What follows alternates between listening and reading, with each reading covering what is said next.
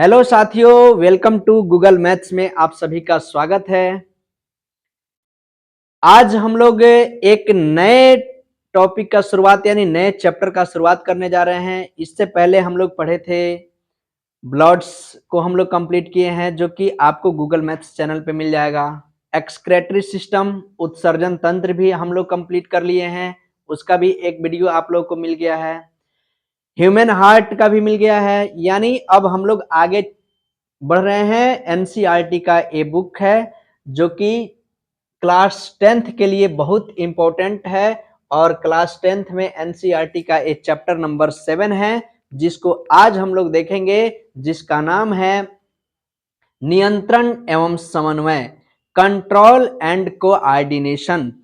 उसी में का एक महत्वपूर्ण टॉपिक का नाम है जिसका नाम है तंत्रिका तंत्र यानी नर्वस सिस्टम।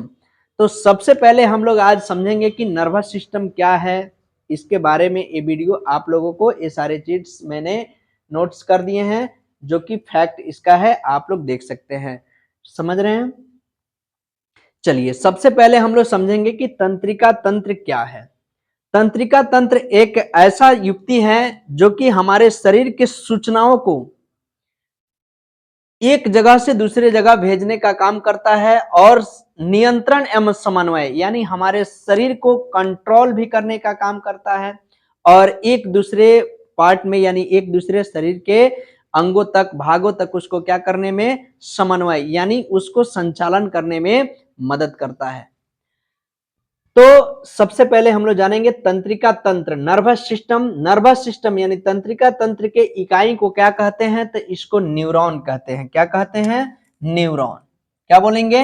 न्यूरॉन। न्यूरॉन बोलेंगे या तंत्रिका कोशिका बोलेंगे। आपसे क्वेश्चन पूछा जाता है कि मानव शरीर की सबसे लंबी कोशिका क्या है, सबसे लंबी कोशिका का नाम क्या है।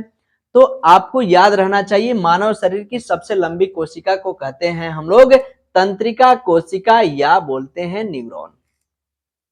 आया बात समझ में? एक क्वेश्चन आपके लिए बहुत इंपॉर्टेंट है, आपसे पूछा जाएगा कि मानव शरीर की सबसे लंबी कोशिका को क्या बोलते हैं, तो तंत्रिका कोशिका या न्यूरॉन। एक क्वेश्चन आपका यहां से कंप्लीट हो गया। एक्चुअली तंत्रिका तंत्र जो होता है, तंत्रिका तंत्र है तो क्या है, ये हमारे शरीर को पूर्ण रूप से कंट्रोल करने का काम करता है।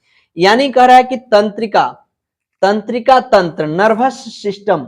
नर्वस सिस्टम में क्या सीखेंगे हम लोग, तो नर्वस सिस्टम क्या बताता है, तंत्रिका तंत्र शरीर के सभी अंगों की एक दूसरे के साथ समन्वय में मदद करता है। समन्वय का मतलब होता है कोऑर्डिनेशन, यानी शरीर को कैसे एक अंग से दूसरे अंगों को सूचना जाती है और उस सूचना का वो तालमेल कैसे करता है, तो इसी को हम लोग बोलते हैं समन्वय। यानी सूचनाओं को आदान प्रदान करने में वो मदद करता है, इसलिए इसको हम लोग बोलते हैं एक सभी अंगों की एक से एक दूसरे के साथ समन्वय में मदद करता है। तंत्रिका तंत्र समझ में आ गया। मानव तंत्रिका तंत्र, मानव तंत्रिका तंत्र के कितने भाग होते हैं, तो साथी मेरे दो भाग होते हैं। कितने भाग होते हैं? दो। यानी मानव तंत्रिका तंत्र, ह्यूमन नर्वस सिस्टम, मानव तंत्रिका तंत्र में दो भाग होते हैं। दो भाग कौन कौन से होते हैं? एक्चुअली ये तीन भागों में बांटा गया है। तीन भाग कौन कौन होता है उसको हम लोग समझेंगे, लेकिन मुख्य रूप से मेन जो है मैं आप लोगों को दिखा दिया। ठीक है, एक होता है अनुकंपी और पराकंपी, उसको भी याद रखिएगा, लेकिन वो पूछता नहीं है इसमें। ठीक है, तो इसमें जो भाग है केंद्रीय तंत्रिका तंत्र, जिसको हम लोग शॉर्ट में बोलते हैं CNS, यानी इसको कहेंगे सेंट्रल नर्वस सिस्टम। क्या बोलेंगे? सेंट्रल नर्वस सिस्टम, शॉर्ट रूप में याद रखेंगे CNS। याद रखिएगा, मैं आगे बहुत सारा वीडियो में चर्चा भी करूंगा कि CNS और PNS। तो CNS से याद रखिएगा सेंट्रल नर्वस सिस्टम, इसी को कहते हैं तंत्रिका, केंद्रीय तंत्रिका तंत्र। दूसरा भाग क्या है? परिधीय तंत्रिका तंत्र, जिसको हम लोग क्या बोल सकते हैं? PNS, यानी peripheral nervous system. PNS, peripheral nervous system, इसको कहते हैं परिधीय तंत्रिका तंत्र। इसके भी दो भाग होते हैं और इसके भी दो भाग होते हैं, यानी CNS को भी दो भागों में बांटा गया है, PNS को भी दो भागों में बांटा गया है। सीएनएस को हम लोग समझते हैं कि सीएनएस को सबसे पहले कितने भागों में बांटा गया, तो 2 भागों में। एक को कहते हैं मस्तिष्क, जिसको हम लोग बोलते हैं ब्रेन, और दूसरा होता है मेरुरज्जु, जिसको हम लोग बोलते हैं स्पाइनल कॉर्ड। आया बात समझ में? चलिए, यानी सीएनएस के 2 पार्ट हो गए, एक ब्रेन और एक स्पाइनल कॉर्ड, यानी मस्तिष्क और मेरुरज्जु। दूसरा है परिधीय तंत्रिका तंत्र, पीएनएस के भी 2 भाग हैं, एक है कपाल तंत्रिकाएं और एक है मेरु तंत्रिकाएं। ये भी किसके भाग हैं, तो पीएनएस के भाग हैं और ये सीएनएस के भाग हैं। चलिए, उसके पहले हम लोग समझते हैं कि हमारे शरीर में कुछ ऐसे अंग हैं जिसको हम लोग रिसेप्टर बोलते हैं, यानी ग्राही बोलते हैं। क्या बोलते हैं? ग्राही बोलते हैं, जिसको हम लोग कह सकते हैं कि हमारे शरीर में कितनी ज्ञानेंद्रियां होती हैं, 5 ज्ञानेंद्रियां होती हैं, और उस 5 ज्ञानेंद्रियों से आपके एग्जाम में क्वेश्चन पूछे जाते हैं। ठीक है, अभी जो बीपीएससी टीचर का एग्जाम हुआ था, उसमें क्लास 6 to 8 में साइंस का एक यहीं से क्वेश्चन पूछा गया था, और बीपीएससी ने इसका आंसर भी बहुत सही जवाब दिया था। बट बहुत सारे बच्चों को अभी तक इस क्वेश्चन के बारे में पता नहीं था। उसमें क्वेश्चन क्या था, मैं आगे भी चर्चा करूंगा। ठीक है, देखिए, सबसे पहले हम लोग समझते हैं रिसेप्टर। ऐसे में कहा जाता है कि हमारे बॉडी को कंट्रोल करने का काम मस्तिष्क को होता है, लेकिन मस्तिष्क के साथ साथ हमारे शरीर में जो ज्ञानेंद्रियां हैं उसकी भी बहुत अहम भूमिका होती है। तो वो ज्ञानेंद्रियां कौन सी होती है साथियों? देखिए, रिसेप्टर, रिसेप्टर का मतलब होता है, इसको हम लोग कह सकते हैं ग्राही। क्या बोलेंगे? ग्राही। जो हमारे ग्राही जो होते हैं, यानी ज्ञानेंद्रियां जो होती है, वो 5 प्रकार की होती है। कौन कौन होती है? तो एक कान होती है, दूसरी आंखें होती है, तीसरी नंबर में हम त्वचा भी बोल सकते हैं, चौथे नंबर में क्या बोल सकते हैं? जीभ भी बोल सकते हैं। ठीक है, ये सब क्या है? हमारी ज्ञानेंद्रियां हैं।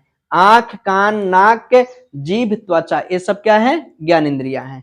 तो इस ज्ञानेंद्रिय जिसको हम लोग रिसेप्टर बोलेंगे, रिसेप्टर का मतलब ग्राही होता है। तो ग्राही क्या करते हैं? ये कुछ तंत्रिका कोशिकाओं की विशेष युक्तियां हैं जो पर्यावरण से जानकारी का पता लगाती है। किससे? पर्यावरण से। अभी हमारा जो बॉडी है, कोई भी जीव का बॉडी है, वो पर्यावरण में है, और पर्यावरण के अनुकूल प्रतिकूल होने से उसको सबका पता चल जाता है। कैसे पता चलता है? तो इस रिसेप्टर से।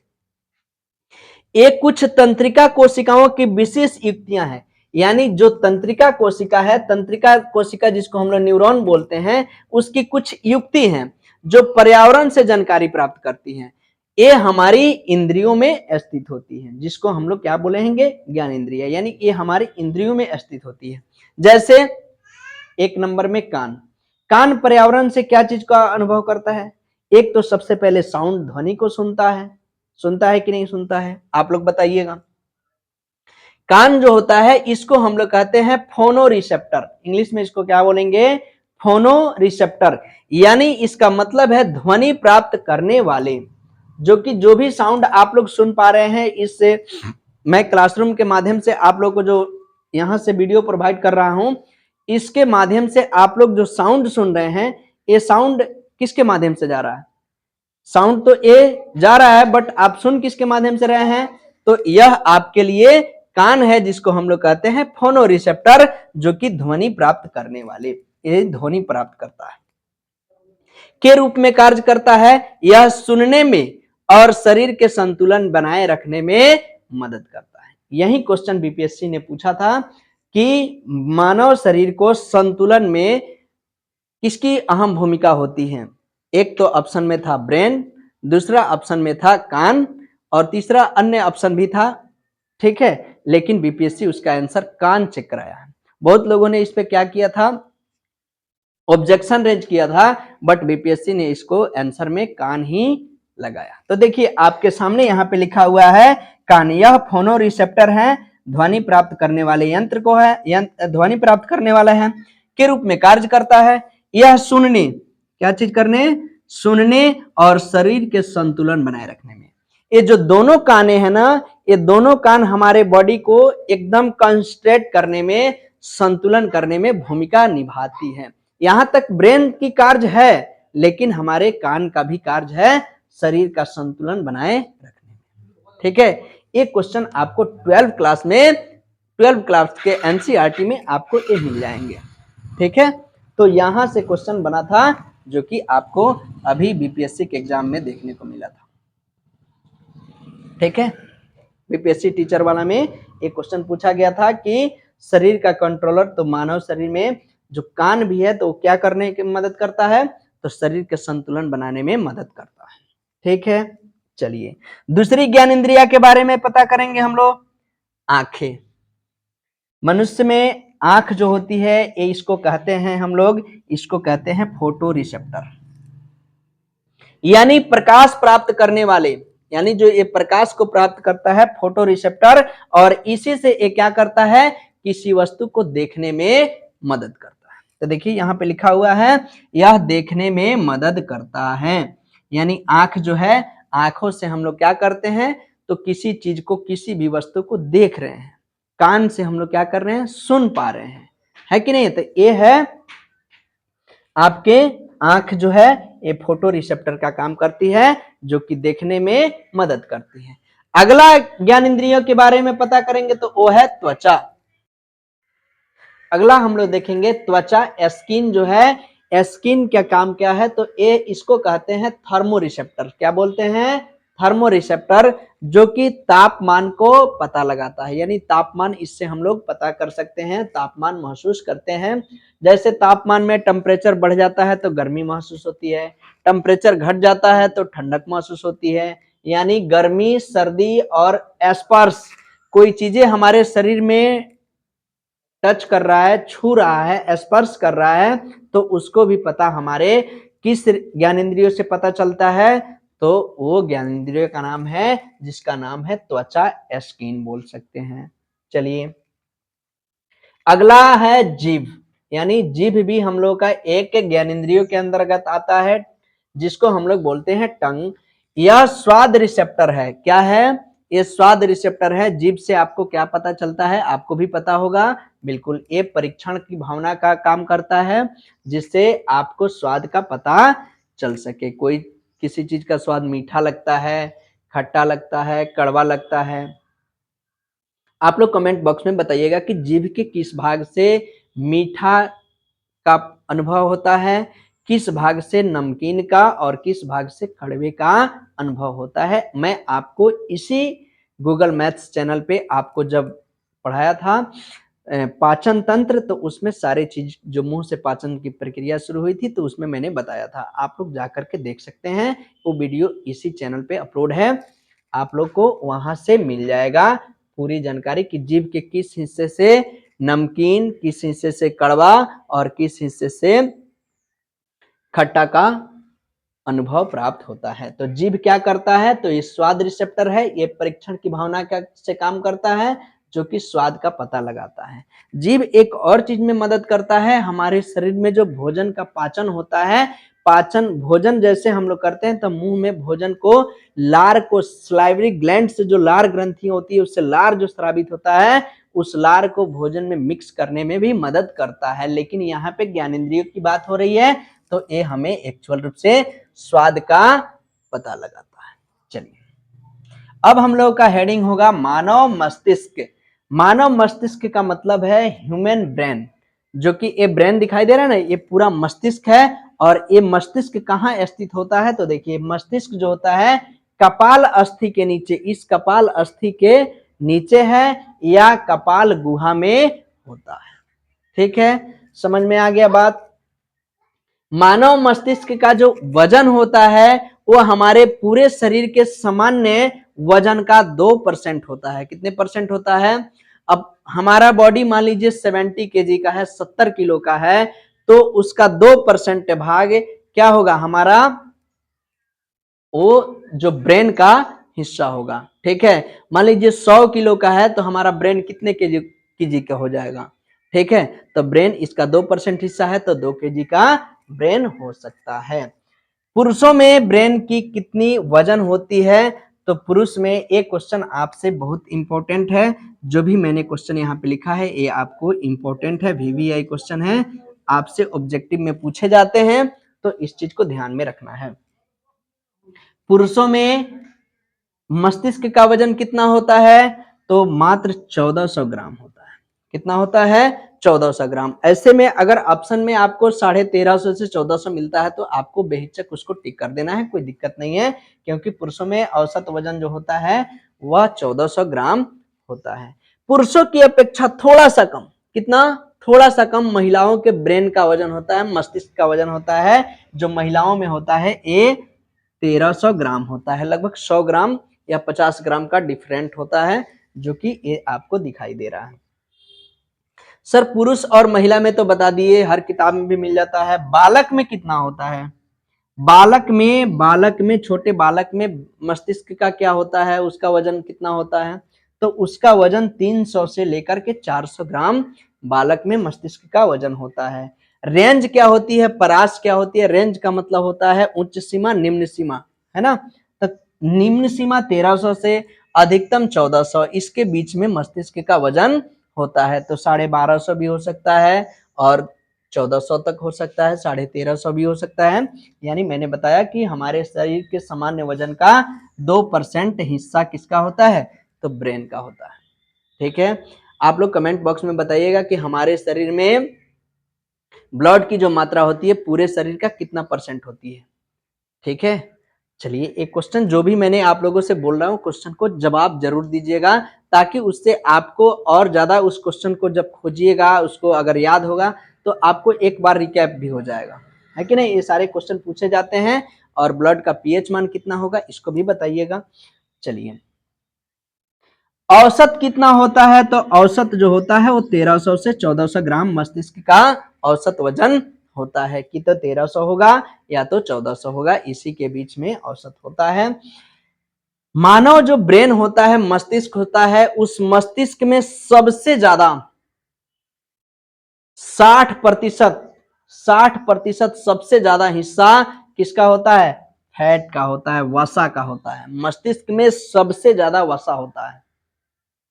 वसा आप लोग को पता है ना, वसा का परीक्षण कैसे किया जाता है? आप लोग को एक और चैनल मिलेगा जिसको हम लोग कहते हैं, उस चैनल का नाम क्या है?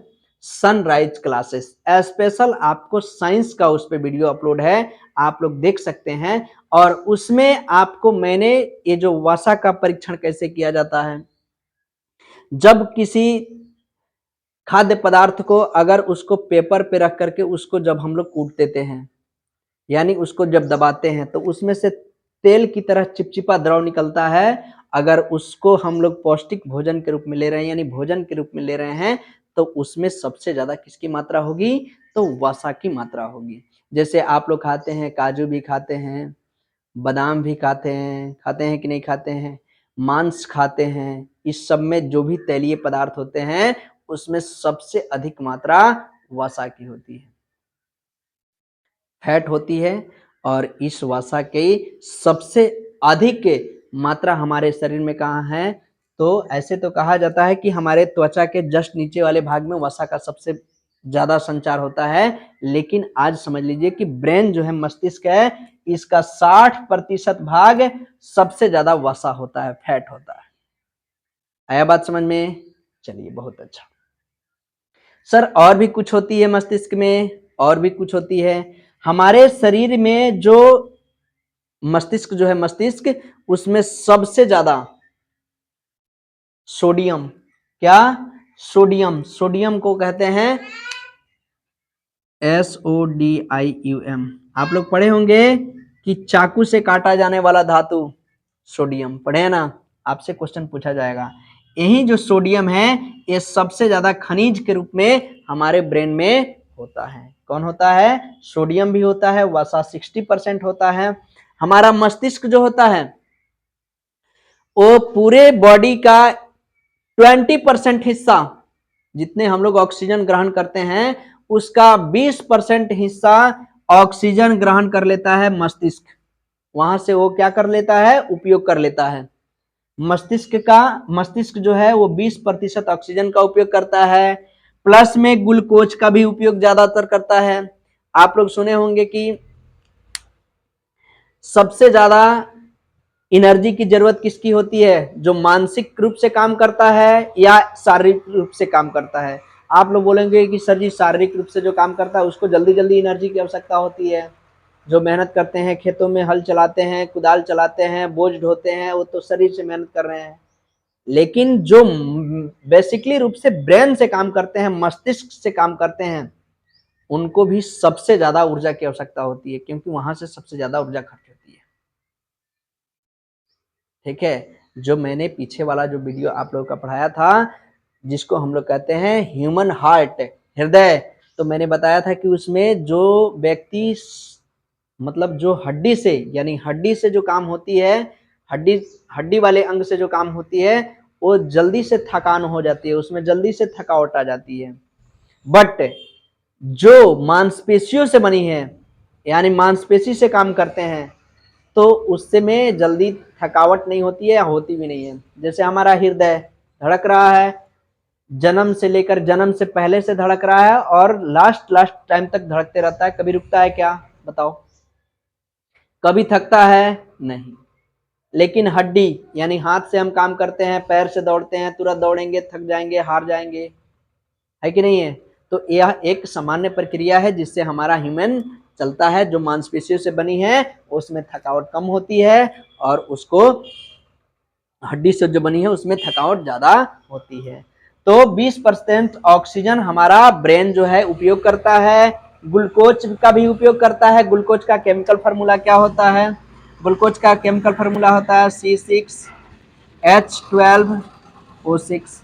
ये आपका ग्लूकोज का सूत्र होता है, जो कि आपसे क्वेश्चन पूछा जाएगा। चलिए, इतना आप लोग स्क्रीनशॉट कीजिए, फिर मैं आगे आप लोगों को बहुत इंपॉर्टेंट ब्रेन्स के बारे में आप लोगों को चीजें समझाता हूं।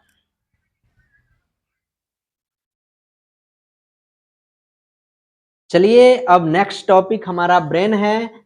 ये जो वीडियो मैंने शूट करके दिया है, तो समझिए कि आपको जो छठ पूजा है इसमें क्लासेस बंद हैं, आपकी पढ़ाई न रुके, इसके लिए मैं आप लोग को ये वीडियो प्रोवाइड कर रहा हूं।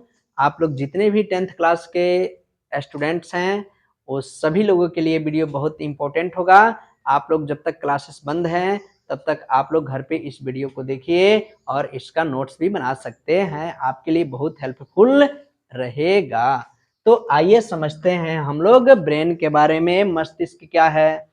आपने मस्तिष्क के बारे में बताया, अब मस्तिष्क के बारे में हम लोग अलग से समझ रहे हैं क्या है।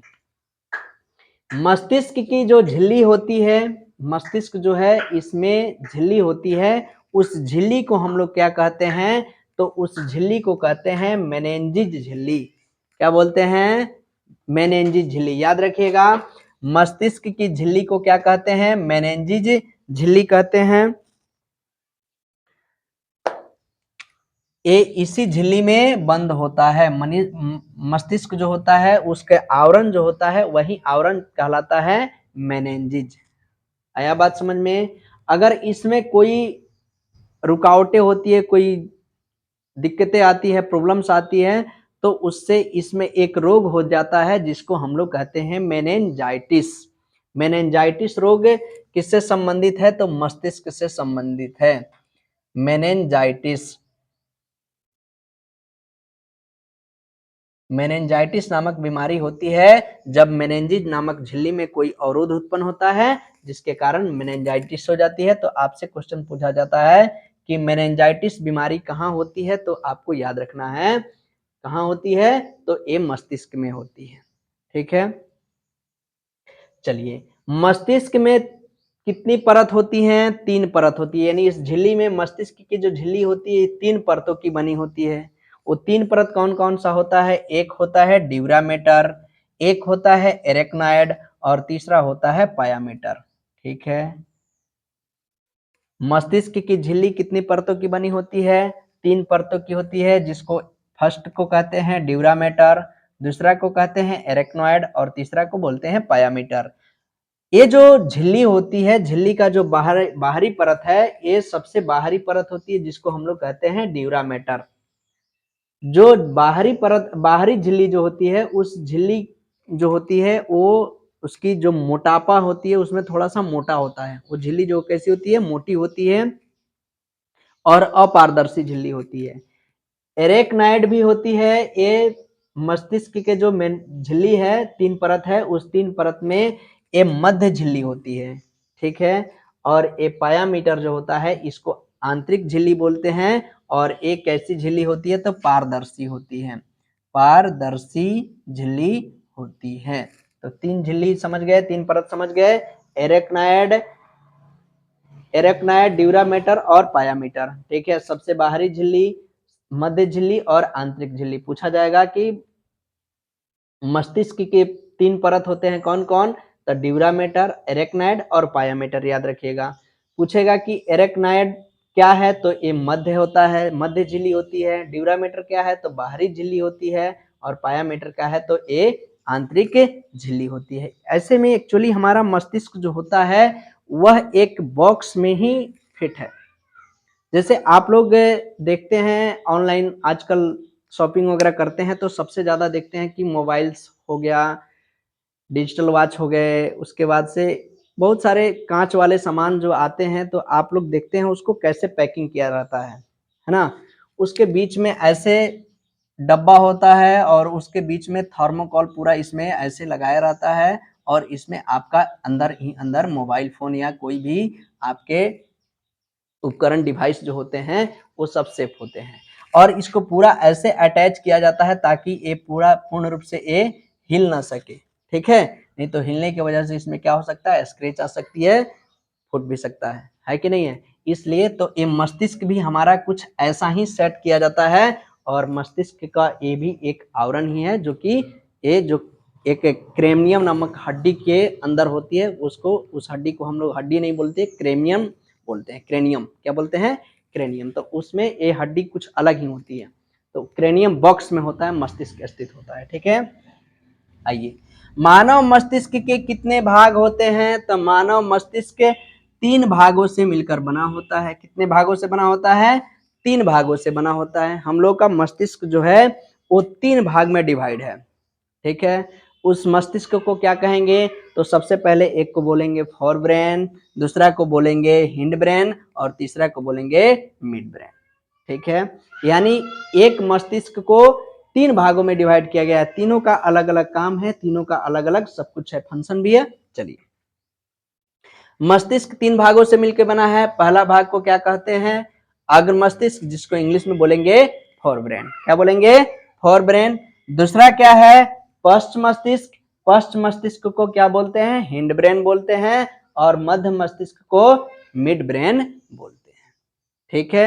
आया बात समझ में। ये अग्र मस्तिष्क जो है, अग्र मस्तिष्क, पश्च मस्तिष्क, मध्य मस्तिष्क। अब आपसे क्वेश्चन पूछा जाता है कि तीनों तो मस्तिष्क के 3 भाग होते हैं, ठीक है, बट इसकी साइज कैसे है, सबसे बड़ा कौन है, सबसे छोटा कौन है, मध्य वाला कौन है कि नहीं है। तो देखिए यहाँ पे लिखा है साइज, सबसे जो बड़ा है वह आपका फोर ब्रेन है, यानी अग्र मस्तिष्क, ठीक है। दूसरा है हिंड ब्रेन, यानी ये है पश्चिम मस्तिष्क।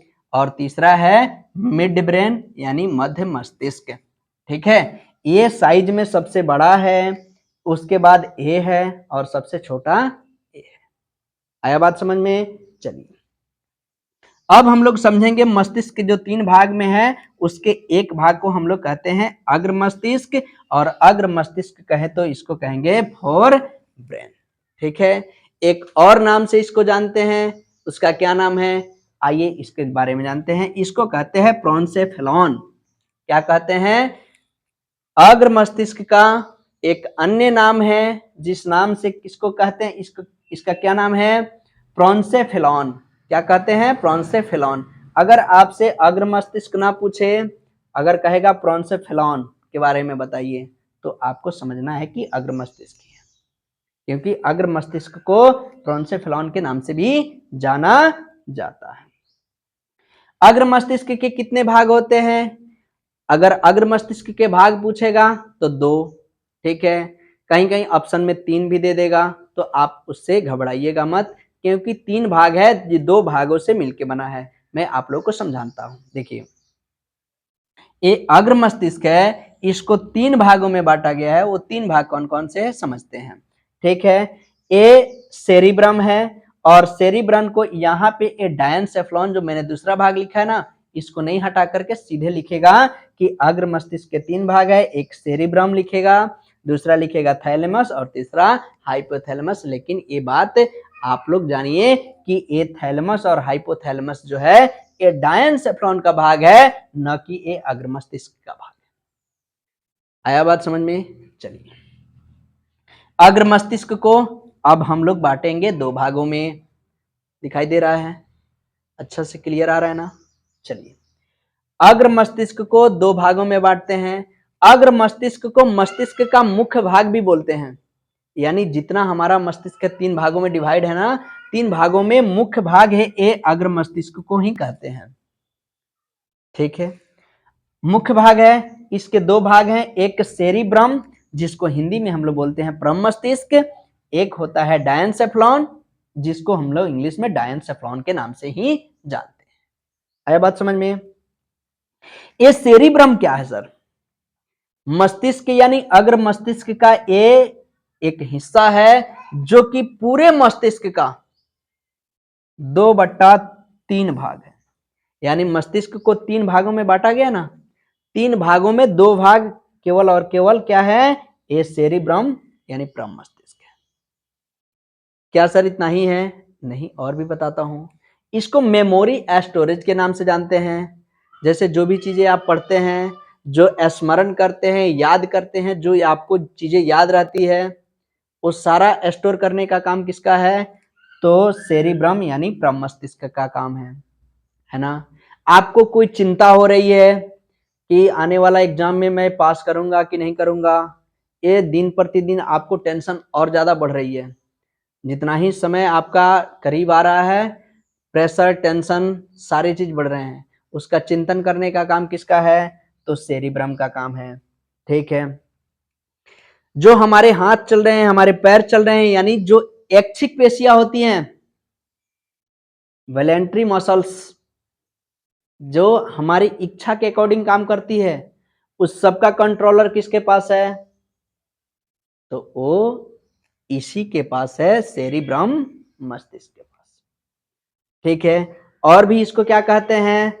तो इसको इंटेलिजेंट ब्रेन के नाम से जानते हैं। आप लोगों को इस मोबाइल फोन में आप लोग वीडियो देख रहे हैं ना, तो उसमें एक सीसी नाम का कुछ करके ऊपर कोने में आएगा। ठीक है, उसको जैसे आप क्लिक करेंगे, मैं जो भी बातें बोल रहा हूँ सारा चीज लिख देगा। ठीक है, आपको लाइन बाय लाइन हिंदी में लिखेगा। मैं इस पे कितना सारा चीज लिखूंगा बताओ? नहीं लिख सकता।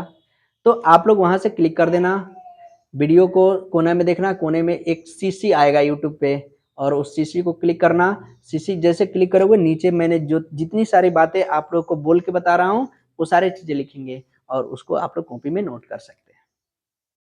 आया बात समझ में? चलिए, तो हम लोग सेरिब्रम यानी परम मस्तिष्क, ये मस्तिष्क का कितना भाग है? सबसे बड़ा भाग है, 2/3 भाग हिस्सा होता है, मस्तिष्क का 2/3 हिस्सा होता है।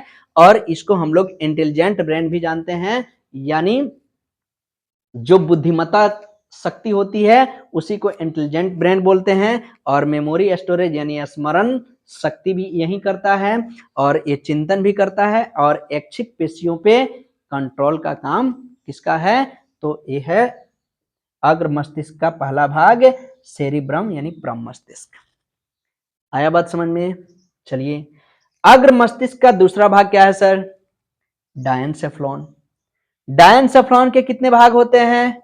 इसके 2 भाग होते हैं, एक थैलेमस और एक हाइपोथैलेमस। याद रहेगा, एक है थैलेमस और एक है हाइपोथैलेमस। समझ में आया? सर थैलेमस का काम क्या है? थैलेमस जो अभी हम लोग पीछे पढ़े हैं वीडियो में, जो ग्राही हमारे अंग होते हैं, ग्राही अंग यानी जो ज्ञानेंद्रिया मैंने बताया कितने होते हैं? 5। कौन कौन? आंख, कान, नाक, जीभ, तो अच्छा 5 है। 5 में इसको भी डिवाइड कर दिया गया है, ज्ञानेंद्रियों को। ठीक है, जो ये थैलेमस है ना, ये थैलेमस एक केवल और केवल उन्हीं ज्ञानेंद्रियों को यानी उन्हीं इंद्रियों से पता करता है जिसमें इसको अपने बस में है, जो कि कौन कौन है? तो एक तो नाक है। नाक, नाक क्या काम क्या है बताओ? नाक किसी चीज को सूंघता है। यानी गंध को पता लगाने में किसका मदद करते हैं? नाक से। ठीक है, तो नाक का कंट्रोलर थैलेमस के पास है। सर त्वचा भी है। त्वचा कोई चीज स्पर्श करता है, कोई चीज हमारे शरीर में टच कर दिया, गर्म ठंडा, ये सब चीजों को महसूस कौन कराता है? तो त्वचा, स्पर्श, है ना। तो त्वचा किसके पास कंट्रोलर है? थैलेमस के पास है। एक और है जीभ। बाकी बच गए, कान भी बच गया और आपका क्या बच गया?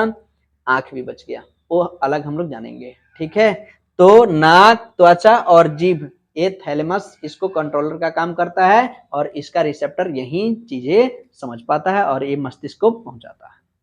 आया बात समझ में? चलिए, अब इसका डायनसेफ्रॉन का पहला भाग हम लोग समझ लिए। दूसरा भाग हम लोग समझते हैं हाइपोथैलेमस। इससे क्वेश्चन आपके एग्जाम में आते हैं। ठीक है, आपको याद रखना है कि हाइपोथैलेमस आखिर करता क्या है। तो ये थर्मामीटर ऑफ बॉडी, यानी हमारे शरीर का ताप नियंत्रण का काम करता है। कौन? हाइपोथैलेमस। रहेगा याद? बहुत अच्छा। यानी थर्मामीटर ऑफ बॉडी इसको बोलते हैं, किसको? हाइपोथैलेमस को बोलते हैं, यानी हमारे शरीर के ताप नियंत्रण को कंट्रोल करता है। दूसरा, ये क्या करता है? तो ये जो अग्र मस्तिष्क है ना, ये अग्र मस्तिष्क, इस अग्र मस्तिष्क का सबसे पिछला हिस्सा है। इसमें भी आगे पीछे है ना, तो उसका सबसे पिछला भाग होता है, अग्र मस्तिष्क का पिछला भाग होता है। ठीक है सर, और इसके बारे में बताइए। तो हाइपोथैलेमस जो होता है, इस हाइपोथैलेमस से हमें कब भूख लगती है, कब प्यास लगती है। आज तो किसी से लड़ाई हो गई, दिमाग में टेंशन ही भरी बातें चल रही है, मैं आज उससे गुस्सा हूं, मैं तो आग बबूला हो गया हूं, है ना। ये सारी चीजों का केंद्र किसके पास है? हाइपोथैलेमस। समझ में आ रहा है? भूख का, प्यास का, उसके बाद ताप का। ठीक है, आगे भी है कोई भावनाएं, आपके अंदर कोई भावनाएं जग रही है, उसको जगाने का काम किसका है? हाइपोथैलेमस का काम है। प्यास भी लगी है, किसी चीज से अचानक आप डर जाते हो, आपके आगे अचानक कोई चीजें आ जाती है, सांप आ जाता है, शेर आ गया, आप डरोगे कि नहीं डरोगे? डर जाओगे, कोई बात नहीं, डर जाते हो। गुस्सा आता है, किसी पे आपको बहुत ज्यादा गुस्सा आता है ना, उस सबका केंद्र किसके पास है? हाइपोथैलेमस। कभी कभी आप मुस्काते भी हो, यानी आपका मुस्कान, आपका दर्द, प्रेम, नफरत, शौक, ये सारे चीजों को कंट्रोल करने का काम, यानी सारे चीज जो जग रहे हैं, एक इसके पास है, तो हाइपोथैलेमस। अब तो याद हो जाएगा ना? हो जाएगा याद? और कुछ तो नहीं, तो आप लोग को अपने मम्मी पापा से प्रेम भी होती है, गुस्सा भी आती है, घृणा भी होती है, बॉडी टेम्परेचर ताप नियंत्रण का केंद्र भी है। तो आप लोग समझ लीजिए कि हाइपोथैलेमस है, और हाइपोथैलेमस अग्र मस्तिष्क का सबसे पिछला भाग होता है। चलिए अब हम लोग समझते हैं मध्य मस्तिष्क के बारे में। ठीक है, आइए अब जब तक आप लोग इसका स्क्रीनशॉट लीजिए, फिर मैं आप लोगों को क्या बताता हूं अग्र मस्तिष्क के बारे में। चलिए चलिए समझते हैं हम लोग मध्य मस्तिष्क को, यानी इसको कहते हैं मिड ब्रेन। ठीक है, चलिए ये इसको एक और नाम से जानते हैं, इसे कहते हैं मेसोसेफेलॉन भी कहते हैं। क्या कहते हैं? इसे मेसोसेफेलॉन भी कहते हैं, यानी मस्तिष्क का, मध्य मस्तिष्क का एक और नाम है मेसेसेफेलॉन। ठीक है, ये क्या करता है? ये संवेदी अंगों पर नियंत्रण रखता है। अभी मैंने पढ़ा संवेदी अंग कौन कौन से थे, यानी ज्ञानेंद्रियां। ठीक है, आंख, कान, नाक, जीभ, त्वचा। मैंने 3 के बारे में आप लोग को पढ़ा दिया था, नाक के बारे में सूंघने का, उसके बाद त्वचा के बारे में महसूस करने का, ठीक है, और एक जीभ का, यानी जो स्वाद का पता लगाता है, उसके बारे में आप लोग वीडियो को शुरू में देखे होंगे। तो इन सभी रिसेप्टर के बारे में मैंने बहुत अच्छा से क्या कर दिया था, समझा दिया था।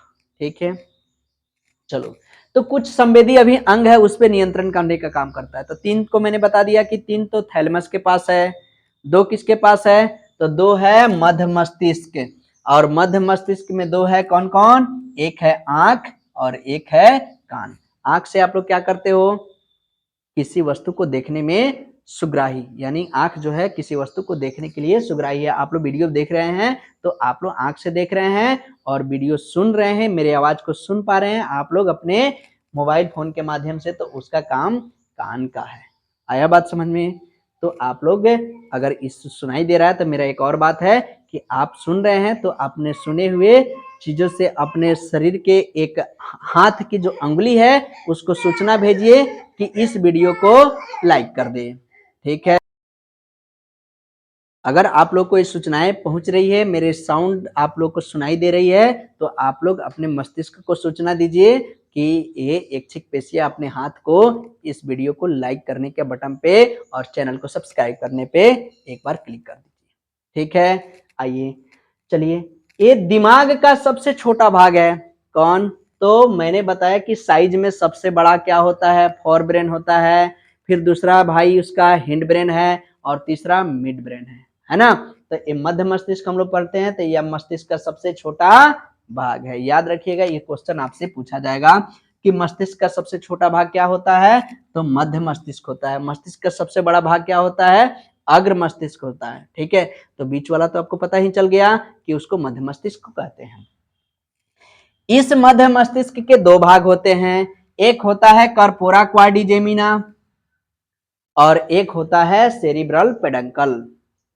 ठीक है, सर इसका काम क्या है, एब कर्पोरा क्वाड्रिजेमिना जो है इसी के पास जो है ये संवेदी अंग आंख और कान, तो इस आंख और कान जो है आंख देखने के लिए और कान सुनने की क्षमता को कंट्रोल करने का काम करता है। बाकी एक और सेरिब्रल पेडंकल इस सूचनाओं को भेजने में मदद करता है, बाकी इसका भी बहुत सारा वर्क है। अब हम लोग देखेंगे मस्तिष्क का तीसरा भाग यानी लास्ट ब्रेन। आज हम लोग इसको सीएनएस यानी सीएनएस यानी सेंट्रल नर्वस सिस्टम को हम लोग कंप्लीट कर लिए, यानी केंद्रीय तंत्रिका तंत्र। अब हम लोग का एक भाग बचेगा पीएनएस पेरिफेरल नर्वस सिस्टम, उसको भी हम लोग अगले वीडियो में कंप्लीट करेंगे, जिससे आपका पूरा एक कंट्रोल एंड कोऑर्डिनेशन चैप्टर पूरा कंप्लीट हो जाएगा। एनसीईआरटी का 7 चैप्टर है समन्वय एवं नियंत्रण, नियंत्रण एवं समन्वय, जो कि कंट्रोल एंड कोऑर्डिनेशन। आया बात समझ में? आप लोग इसको अच्छा से पढ़ेंगे, एक बार इसको नोट्स बना लेंगे और आप लोग को इसमें से एक भी क्वेश्चन नहीं छूटेगा। ठीक है, चलिए हम लोग लास्ट देखते हैं मस्तिष्क का तीसरा भाग, जिसको पश्च मस्तिष्क कहते हैं, हिंड ब्रेन बोलते हैं, और इसको एक अन्य नाम से जानते हैं जिसको हम लोग कहते हैं रोम्बेसेफेलॉन। क्या कहते हैं? रोम्बेसेफेलॉन के नाम से भी जानते हैं। ठीक है, इसके कितने भाग होते हैं, तो इसके भी भाग होते हैं, 2 भाग होते हैं। एक सेरिबेलम होता है, क्या होता है, सेरिबेलम होता है, और एक होता है मेडुला ऑब्लिंगेटा। ठीक है, पश्च मस्तिष्क यानी क्वेश्चन पूछेगा कि सेरिबेलम किसका भाग है, तो पश्च मस्तिष्क का भाग है, या पूछेगा मेडुला ऑब्लिंगेटा किसका भाग है, तो पश्च मस्तिष्क का भाग है। ठीक है, सर सेरिबेलम से क्या होती है, सेरिबेलम क्या करता है? ठीक है, इसका भी बहुत सारा काम है, देखो वीडियो हिला दिया।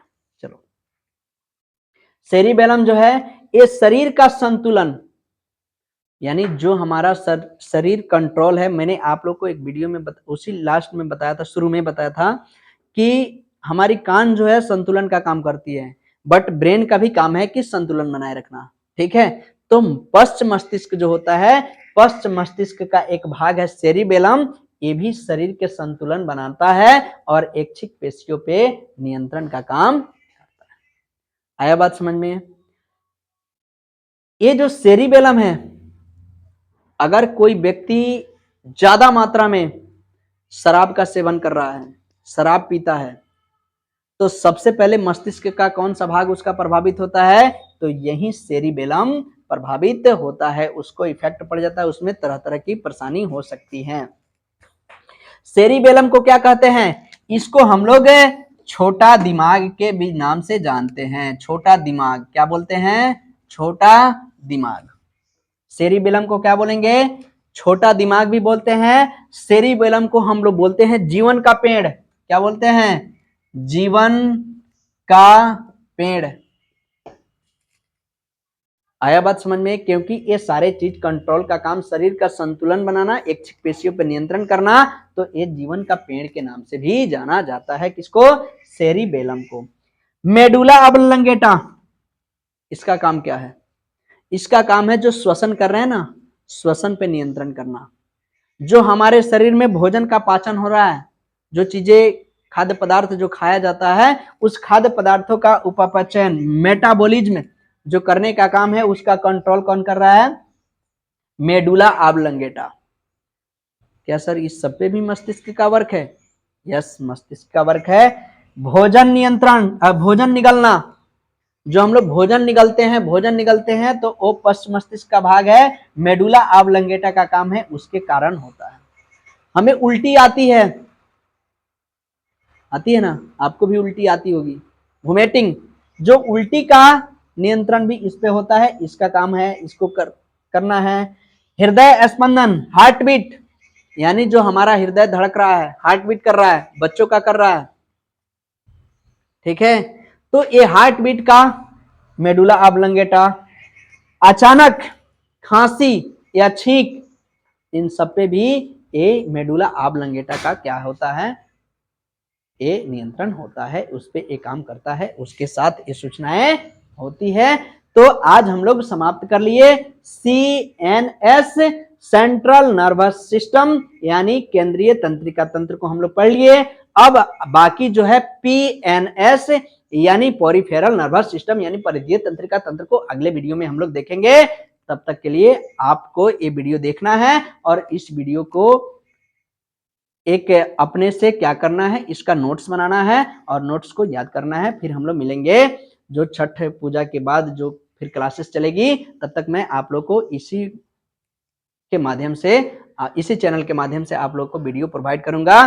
तो अगर आपको एक चैनल अच्छा लगता है, जिसका नाम है, प्यारा सा नाम है गूगल मैथ्स, जिसपे क्लास 10th का प्लस में आपको जनरल कंपटीशन का, रेलवे का, NTPC का, सारे maths series by series 40 series उसके लगाए जा रहे हैं। आपको वीडियो जिसमें 20 प्रोवाइड कर दिया गया है, 20 वीडियो और आप लोग को मिल जाएगा, ठीक है? तब तक इस चैनल को आप लोग सब्सक्राइब कर लीजिए। अगर आपको कोई सा वीडियो अच्छा लगता है, आपको इससे कोई भी प्रॉफिट होती है, तो सब्सक्राइब कीजिए, अन्यथा आपकी इच्छा, वीडियो को लाइक करें या ना करें। चलिए।